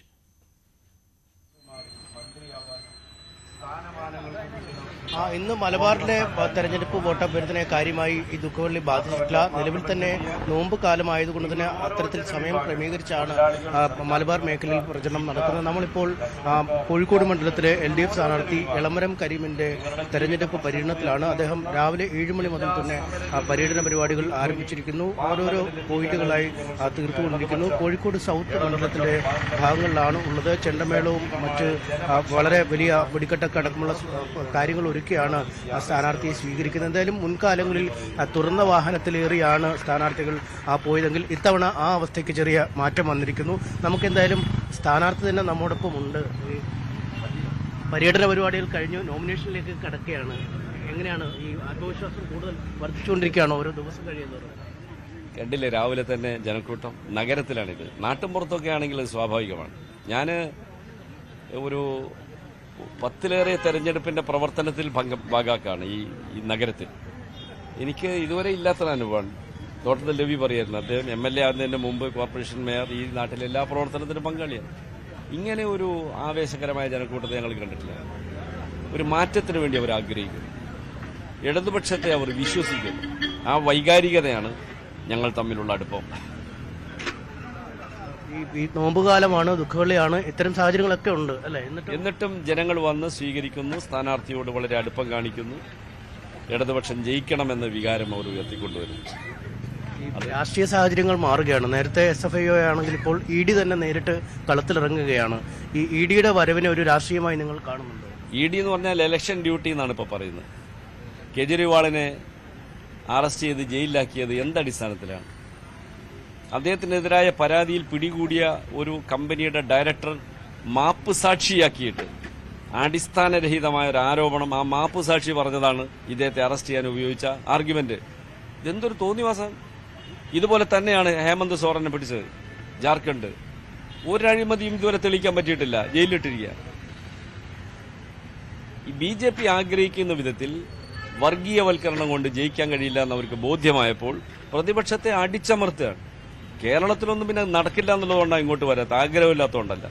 അല്ല, ഇപ്പോൾ ഈ പുതിയ കേസ് വഴി വരാനൊരു ശ്രമം നടത്തുന്നുണ്ടോ? കേരള മുഖ്യമന്ത്രി തന്നെയാണ് ലക്ഷ്യം വെക്കുന്നതെന്ന് തോന്നുന്നുണ്ടോ നിങ്ങൾക്ക്? അത് പലരുടെ ആഗ്രഹമാണ്, അതൊന്നും ഇവിടെ നടക്കില്ല, കേരളത്തിൽ നടക്കില്ല. ഇല്ലെന്ന് തന്നെയാണ് വിശ്വസിക്കുന്നത്. തീർച്ചയായിട്ടും അനങ്ങാൻ പറ്റില്ല. ഒപ്പം ഈ കോൺഗ്രസ് ഇപ്പോൾ പരിഹസിക്കുന്നത് ഈ LDF മത്സരിക്കുന്ന അല്ലെങ്കിൽ CPM മത്സരിക്കുന്നത് ഈ ചിഹ്നം രക്ഷപ്പെടുത്താൻ വേണ്ടിയാണ്. ഈനാമ്പേച്ചിയും മരപ്പട്ടിയും നീരാളിയും ഒന്നും വരാൻ വേണ്ടിയല്ല, പക്ഷെ ഞങ്ങൾ മത്സരിക്കുന്നത് ഇന്ത്യ ഭരിക്കാനാണ് എന്നാണ് അവകാശപ്പെടുന്നത്. കോൺഗ്രസിന്റെ ദയനീയമായ അവസ്ഥ കാണുന്ന ഒരാൾക്കും അവരുടെ ഈ അവകാശവാദം ശരിയാണെന്ന് പറയാൻ പറ്റില്ല. ഭരണമുണ്ടായിരുന്ന, നേരത്തെ ഭരിച്ചിരുന്ന മധ്യപ്രദേശിലും രാജസ്ഥാനും അവർ നഷ്ടപ്പെടുത്തി. ഹിമാചൽ പ്രദേശിലെ 8 MLA-മാർ ഉത്തരാഖണ്ഡിൽ BJPയുടെ കസ്റ്റഡിയിലാണ്. എന്നാണ് ആ ഗവൺമെന്റ് പൊളിഞ്ഞു വീഴുകയെന്നറിയില്ല. അവർക്ക് ഇന്ത്യ രാജ്യത്ത് എവിടെയാണ് സ്വാധീനമുള്ളത്? അവർക്ക് നിലവിലുള്ള അവസ്ഥ പുനഃസ്ഥാപിക്കാൻ കഴിയുമെന്ന് സംശയമാണ്. ഇടതുപക്ഷ പ്രാദേശിക മതേതര പാർട്ടികൾ ചേർന്ന ഒരു കൂട്ടുകെട്ടായിരിക്കും പാർലമെന്റിൽ ഡോമിനേറ്റ് ചെയ്യുക. ആ കൂട്ടത്തിൽ കോൺഗ്രസും ഉണ്ടാവും. ഞങ്ങൾ കോൺഗ്രസുമായി ചില സംസ്ഥാനങ്ങളിൽ ധാരണയുണ്ടാക്കുന്നുണ്ട്.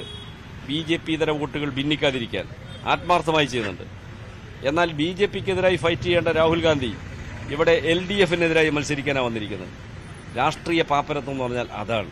അദ്ദേഹത്തിന് ധൈര്യമുണ്ടെങ്കിൽ ഉത്തർപ്രദേശിലോ ബീഹാറിലോ മുഖാമുഖം BJPയോട് ഏറ്റുമുട്ടണം. ഇവിടെ എന്ത് BJP ഉള്ളത്? ഇവിടെ LDFും UDFും മത്സരിച്ചാലും BJP ജയിക്കില്ല. ഇതാണ് കോൺഗ്രസ്.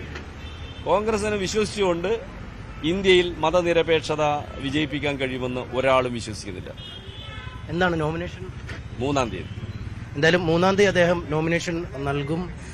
UDF സ്ഥാനാർത്ഥി MK രാഘവൻ ഇന്ന് ബാലുശ്ശേരി മേഖലയിലാണ് പര്യടനം നടത്തുന്നത്. അദ്ദേഹം നാളെ പത്രിക സമർപ്പിക്കും എന്നാണ് അറിയിച്ചിരിക്കുന്നത്. എന്തായാലും കോൺഗ്രസിനെതിരെ രൂക്ഷമായ വിമർശനങ്ങളാണ് എളമരം കരീം മുന്നോട്ട് വയ്ക്കുന്നത്. അഭിലാഷ്, എളമരം കരീമിനൊപ്പം ആണ് അനീഷ് കുമാർ ഉണ്ടായിരുന്നത് എങ്കിൽ ഞങ്ങളുടെ ഇലക്ഷൻ ടീം വിവിധ മണ്ഡലങ്ങളിൽ പര്യടനം തുടരുകയാണ്. അവിടെ പത്തനംതിട്ട ലോക്സഭാ മണ്ഡലത്തിൽ ഒരു MBA ഉണ്ടായിട്ടുള്ളൂ, അത് ആന്റോ ആന്റണിയാണ്. ഇത്തവണ മണ്ഡലം പിടിക്കാമെന്ന പ്രതീക്ഷയിൽ മുൻ ധനമന്ത്രി തോമസ് ഐസക്കിനെ LDF കളത്തിൽ ഇറക്കിയപ്പോൾ NDA സ്ഥാനാർത്ഥി അനിൽ ആന്റണിക്കായി പ്രചാരണത്തിനെത്തിയ പ്രധാനമന്ത്രി നരേന്ദ്രമോദി തന്നെയാണ്. തിളച്ചുമറിയുന്ന പത്തനംതിട്ട മണ്ഡലത്തിലൂടെ രഞ്ജിത്ത് രാമചന്ദ്രനും കിരൺ ബാബു. പത്തനംതിട്ടയിൽ വലിയ പോരാട്ട ചൂടാണ്. കാരണം മറ്റൊന്നുമല്ല, നമുക്കറിയാം കഴിഞ്ഞ തെരഞ്ഞെടുപ്പിന്റെ ഒരു പ്രത്യേകത ഇവിടെ BJP സ്ഥാനാർത്ഥി K. സുരേന്ദ്രനായിരുന്നു. 2,97,000 വോട്ട് വാങ്ങിയ ഒരു മണ്ഡലമാണ്. അവിടെയാണ് BJPയുടെ സാന്നിധ്യം മണ്ഡലത്തിൽ അറിഞ്ഞു തുടങ്ങിയ ഒരു തെരഞ്ഞെടുപ്പായിരുന്നു അത്. ശബരിമലയുടെ സ്വാധീനമൊക്കെ വലിയ ഘടകമായിരുന്നു അന്ന്. ഇത്തവണ തോമസ് ഐസക്കും പോലെ വളരെ പ്രധാനപ്പെട്ട ഒരു LDF നേതാവ്, CPM നേതാവ് ഇവിടെ മത്സരത്തിനെത്തുന്നു. അദ്ദേഹം കഴിഞ്ഞ 2 വർഷമായി ഈ മണ്ഡലത്തിലെ ചുമതല വഹിക്കുന്ന ഒരാൾ കൂടിയാണ്. നേരത്തെയൊക്കെ പത്തനംതിട്ട ഏതാണ്ട് CPM വലിയ താല്പര്യം കാണിക്കാത്ത ഒരു മണ്ഡലമായിരുന്നു. അതനുസരിച്ച് കോൺഗ്രസ് വിട്ടുവന്ന വിമതരെയോ അങ്ങനെയുള്ള അത്ര പ്രാധാന്യമില്ലാത്ത സ്ഥാനാർത്ഥികളൊക്കെ അവതരിപ്പിച്ചിരുന്ന ഒരു മണ്ഡലമായിരുന്നുവെങ്കിൽ ഇത്തവണ അവർ പോരാട്ടം കഴിപ്പിക്കുന്നത് ഐസക്കിനെ ഇറക്കി തന്നെയാണ്. കാരണം നമുക്കറിയാം ഓരോ മണ്ഡലത്തിലെ പോരാട്ടവും CPM നിർണായകമായി തന്നെ കാണുന്ന ഒരു തെരഞ്ഞെടുപ്പ് കൂടിയാണ് ഇത്. AK ബാലന്റെയൊക്കെ പരാമർശത്തിൽ നിന്ന് നമ്മളത് മനസ്സിലാക്കിയതുമാണ്. ഇവിടെ ആന്റോ ആന്റണിയെ നേരിടാൻ തോമസ് ഐസക് വരുന്നു. ആന്റോ ആന്റണി നമുക്കറിയാം സിറ്റിംഗ് MP ആണ്. പത്തനംതിട്ട മണ്ഡലം രൂപീകരിച്ച സമയം മുതൽ തന്നെയുള്ള MP ആണ് ആന്റോ ആന്റണി. 4-ാം തവണയാണ് ആന്റോ ആന്റണി ഇവിടെ മത്സരിക്കാൻ ഒരുങ്ങുന്നത്. ഓരോ തവണയും ഭൂരിപക്ഷം കുറഞ്ഞു വരുന്നു എങ്കിൽ പോലും ആന്റോ ആന്റണിയുടെ ജനസ്വാധീനത്തിലൊട്ടും കുറവില്ല.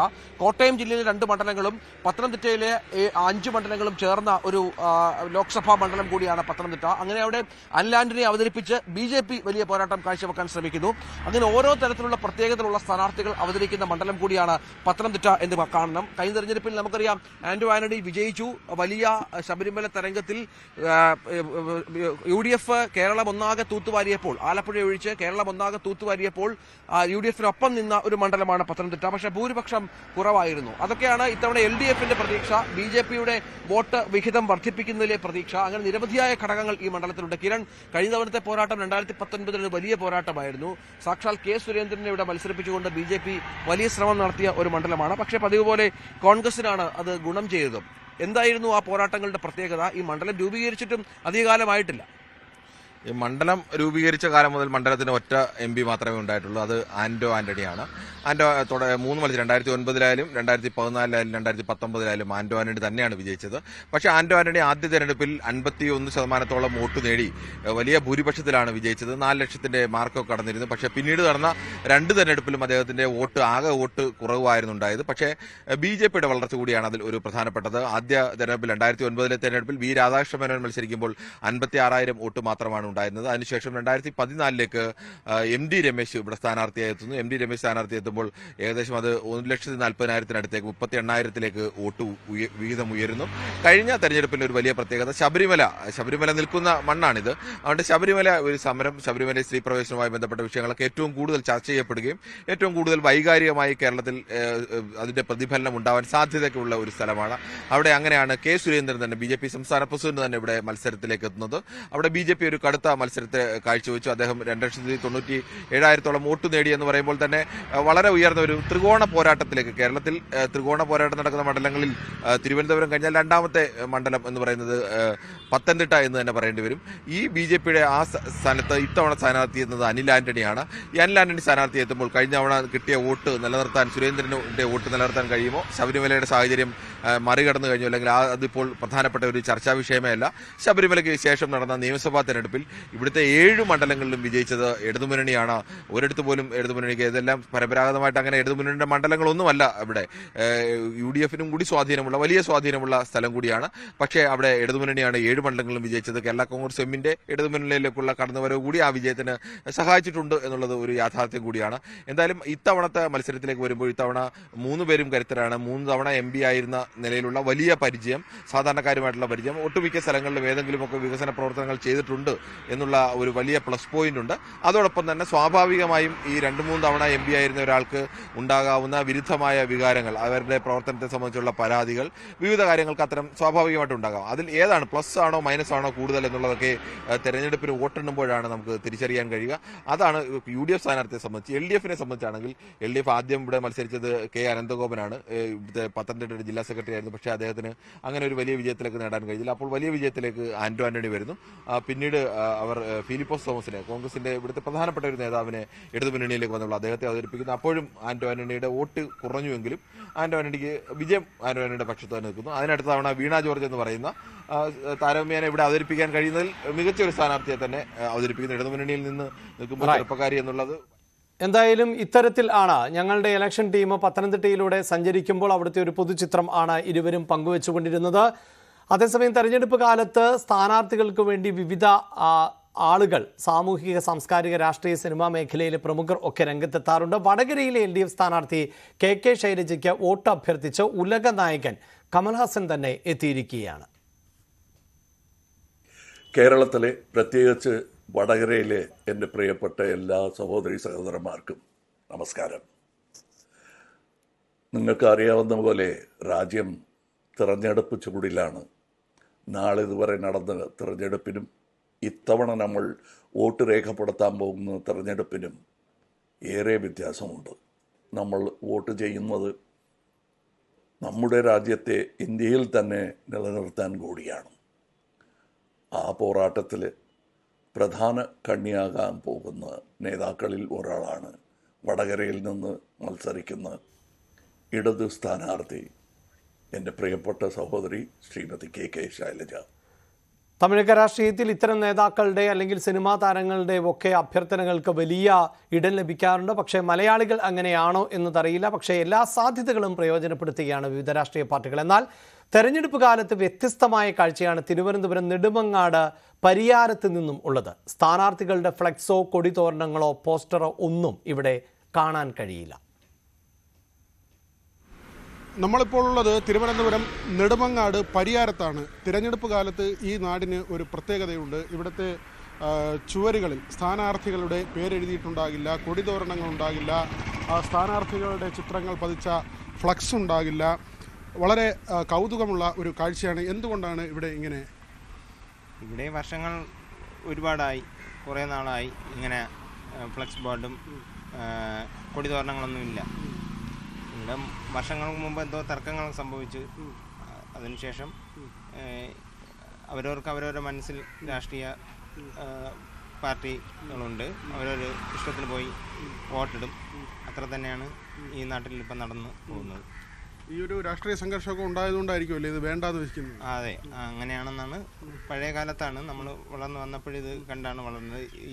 ഇപ്പോഴും അങ്ങനെ തന്നെ തുടർന്ന് പോകുന്നു. ഇപ്പോൾ എത്ര വയസ്സായി താങ്കൾക്ക്? എനിക്കിപ്പം 38 ആയി.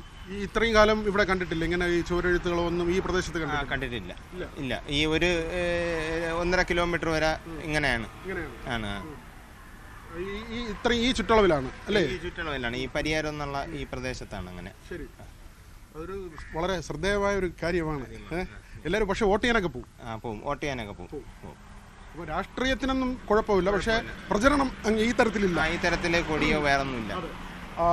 ഈ നാടിൻ്റെ ഒരു പ്രത്യേകത തന്നെയാണ്. നമ്മൾ തിരഞ്ഞെടുപ്പ് കാലത്ത് എല്ലാ സ്ഥലങ്ങളിലും വലിയ തോതിൽ ചുവരെഴുത്തുകളും പ്രചരണവും കൊടിതോരണങ്ങളും ഒക്കെയും ഉള്ള കാഴ്ചയുണ്ട്. പക്ഷേ ഈ നെടുമങ്ങാട് പരിയാരത്ത് വന്നു കഴിഞ്ഞാൽ അങ്ങനെ ഒരു കാഴ്ചയില്ല. എന്തുകൊണ്ടാണ് ഇങ്ങനൊരു പ്രത്യേകത? എല്ലാ രാഷ്ട്രീയ പാർട്ടികളിലും വിശ്വസിക്കുന്ന ആൾക്കാർ ഇവിടെ ഉണ്ട്. എനിക്ക് 46 വയസ്സായി. എൻ്റെ ചെറുപ്രായം മുതലേ ഇവിടെ ഒരു രാഷ്ട്രീയ പ്രശ്നങ്ങളോ കൊടിതോരണങ്ങളോ ബാനറുകളോ ഒന്നും ഉണ്ട്. ഇവിടുത്തെ നാട്ടുകാർ തീരുമാനിച്ചതാണ്. എല്ലാ രാഷ്ട്രീയ പ്രസ്ഥാനങ്ങളിലും വിശ്വസിക്കുന്ന ആൾക്കാരുണ്ട്. ഇലക്ഷൻ വരും, വോട്ട് ചെയ്യാൻ പോകും. ഒരു പ്രശ്നം ഇതുവരെ ഉണ്ടായിട്ടില്ല. ബോർഡ് കയറല്, ഒരു കൊടിവയ്പ്പ്. എന്നാൽ എല്ലാ രാഷ്ട്രീയ പാർട്ടികൾ വരും, യോഗങ്ങൾക്ക് കൊണ്ടുപോകും. ഈ ഫ്ലക്സ് കയറിയെന്നുള്ള അടിയും ബഹളവും ഒന്നുമില്ല, സമാധാനം ഇതുവരെ ഉണ്ടായിട്ടില്ല. ഇനി മേലെ അങ്ങനെ ഉണ്ടാവേയില്ല. അത് തന്നെയാണ് ഇവിടുത്തെ വിജയം. എല്ലാ രാഷ്ട്രീയ പാർട്ടിക്കാരും പോളിംഗ് ബൂത്തുകൾ ഉണ്ടാകും. വോട്ടിംഗ് ശതമാനത്തിലൊന്നും സാധാരണ ഏതൊരുവിധ ശതമാനത്തിനൊരു എല്ലാ വിഭാഗത്തിൽപ്പെട്ട ജനങ്ങൾ ഇവിടെ ഉണ്ട്. എല്ലാ രാഷ്ട്രീയ പാർട്ടിയിൽ വിശ്വസിക്കുന്ന ആൾക്കാരും ഉണ്ട്. പക്ഷെ ഞങ്ങൾക്ക് പരസ്പരം എന്താണ് ഒരു കൊടി കെട്ടിയുള്ള തർക്കം വേണ്ട, അത് തന്നെ. പക്ഷേ വേറൊരു കാര്യം, നമ്മൾ ഈ പഞ്ചായത്ത് ഇലക്ഷനൊക്കെ വരുമ്പോൾ വാർഡ് വരുമല്ലോ, മുനിസിപ്പാലിറ്റി ആണെങ്കിൽ ആ വാർഡ് വരുമല്ലോ. ഈ വാർഡ് ചെറിയ സ്ഥലമല്ലേ, അപ്പോൾ ആ ചെറിയ സ്ഥലത്തിന്റെ പ്രചരണം വരുമ്പോൾ ആ സമയത്തെങ്കിലും ബോർഡ് ഇല്ല. ഒരു രാഷ്ട്രീയ, നിങ്ങൾ കണ്ടില്ലേ, ഒരു രാഷ്ട്രീയ പാർട്ടിയുടെ ഒരു കൊടിയും ഇല്ല. വാർഡ് തെരഞ്ഞെടുപ്പിനായിരുന്നാൽ ഇനി ഓൾമോസ്റ്റ് ഒരു ചെറിയൊരു പരിപാടി ആയിക്കോട്ടെ, ഇല്ല കൊടിയില്ല. കൊടി കൊണ്ടുവെക്കാം, പരിപാടി എഴുതിയും കൊണ്ടുവെക്കണം. അത് തന്നെയാണ്. കൊടിയുടെ പേരിൽ ഒരു വഴക്കോ വിപ്ലവോ ഇവിടെ ഉണ്ടാവാൻ പാടില്ല. ഈ വഴി സഞ്ചരിച്ചിട്ട് ഒരു ചുവരെഴുത്ത് പോലും കാണാനില്ല. അത് ഞാൻ പറഞ്ഞില്ല, എനിക്ക് 46 വയസ്സായി. ഈ എൻ്റെ പ്രായത്തിലിടയിൽ ഇതുവരെ ഇവിടെ ഉണ്ടായിട്ടില്ല. അപ്പം ആ നിലയ്ക്കാണ് എന്താ പറയുന്നത്? അല്ല, ഇവിടെ അതുകൊണ്ട് ബാക്കിയുള്ള സ്ഥലങ്ങൾ വെച്ച് നോക്കുമ്പം സമാധാനമുണ്ട്. സാധാരണ എല്ലാ സ്ഥലങ്ങളിലും കൊടി കീറുക, അല്ലെ ഫ്ലെക്സ് കീറുക, രാഷ്ട്രീയം പറഞ്ഞുള്ള തമ്മിലൊക്കെയാണ്. ഇവിടെ യുവാക്കളായാലും ഞങ്ങളുടെയൊക്കെ കാലത്ത് ഇവിടെ കൊടി വെച്ചുള്ള ചരിത്രമില്ല. കൊടി വയ്ക്കും, എന്തെങ്കിലും പരിപാടി വന്നു കഴിഞ്ഞാൽ കൊടി വയ്ക്കും, അന്ന് വൈകുന്നേരം അതിനെ മാറ്റും. അതുകൊണ്ട് എല്ലാവരും വളരെ സ്നേഹത്തോടെ പോകുന്നുണ്ട്. നമ്മൾ പണ്ട് ചായക്കടയിൽ സലൂണിലൊക്കെ കയറുമ്പോൾ രാഷ്ട്രീയം പറയരുതെന്ന് പറയും. അത് വലിയ സമാധാനം ഉണ്ടാക്കുന്നതിന് വേണ്ടിയാണ്. അപ്പോൾ ഒരു നാട് തന്നെ സമാധാനമായിട്ട് നിങ്ങൾ ജീവിക്കണം. രാഷ്ട്രീയം പറഞ്ഞോളൂ, അത് മനസ്സിൽ പറഞ്ഞോളൂ. രാഷ്ട്രീയം എല്ലാ വ്യക്തിപരമായി എല്ലാവർക്കും രാഷ്ട്രീയമുള്ളല്ലോ. നിങ്ങൾ പല സ്ഥലത്തും പോകുന്നു, നിങ്ങൾ എവിടെയെങ്കിലും ഇതുപോലെ ഒരു അന്തരീക്ഷം കണ്ടിട്ടുണ്ട്? ഇല്ല. അത് ശരിക്കും ഇത് ഞങ്ങളുടെ പ്രത്യേകതയാണ്. നമുക്കെല്ലാവർക്കും രാഷ്ട്രീയമുണ്ട്. വോട്ടിടാൻ പോകും, വോട്ടിന് ശതമാനത്തിൽ ഒരു കുറവും ഉണ്ടാവുകയില്ല. അപ്പോൾ എന്തായിരുന്നാലും മാതൃകാപരമായ വോട്ടർമാരാണ് നമ്മൾ. ഈ തെരഞ്ഞെടുപ്പ് കാലത്ത് യാത്ര ചെയ്യുമ്പോൾ ഇങ്ങനെ ഈ നാട്ടിൽ കാണുമ്പോഴുള്ള ഒരു പ്രത്യേകത അത് മറ്റ് എവിടെയും കണ്ടിട്ടില്ല. ബിപിൻ മുരളിക്കൊപ്പം വി വിനോദ്, ന്യൂസ് 18 തിരുവനന്തപുരം. രാജ്യം തെരഞ്ഞെടുപ്പിലേക്ക്. Co presented by Berger paints, 100 years of trust. സംസ്ഥാനത്ത് കൊടുംചൂടാണ്, അതിലും വലിയ തെരഞ്ഞെടുപ്പ് ചൂടാണ്. പക്ഷേ അക്ഷരാർത്ഥത്തിൽ പൊള്ളിക്കുന്നത് സ്വർണത്തിന്റെ വിലയാണ്. സംസ്ഥാനത്ത് 1,00,000 രൂപ കടന്നിരിക്കുകയാണ് സ്വർണ്ണവില. പവന് 50,400 രൂപയാണ് ഇപ്പോഴത്തെ വില. ഇത് റെക്കോർഡാണ്. ഗ്രാമിന് 130 രൂപ ആണ് വർദ്ധിച്ചത്. 6,300 രൂപയാണ് 1 ഗ്രാം സ്വർണത്തിന്റെ വില. പവന് 1,040 രൂപയും വർദ്ധിച്ചു.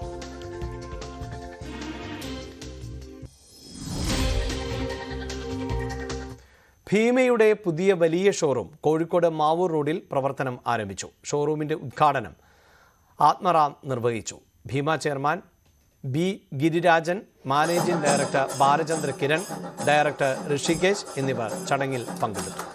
സവിശേഷ ആഭരണങ്ങൾക്കായി സമോറിയൻ സ്കോട്ട് എന്ന വേറിട്ട സെക്ഷനും ഈ പുതിയ ഷോറൂമിന്റെ പ്രത്യേകതയാണ്.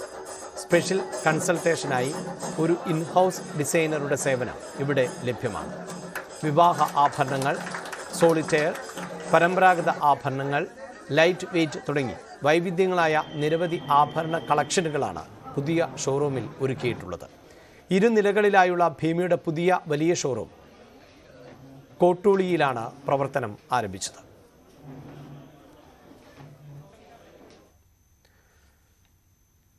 മലങ്കര ക്രെഡിറ്റ് സൊസൈറ്റിയുടെ കോഴിക്കോട് കസ്റ്റമർ ഫെലിസിറ്റേഷൻ സെന്ററിന്റെ ഉദ്ഘാടനം വ്യവസായ പ്രമുഖൻ ബോബി ചെമ്മണ്ണൂർ നിർവഹിച്ചു. ചലച്ചിത്ര താരം ഹരീഷ് കണാരൻ മുഖ്യാതിഥിയായിരുന്നു.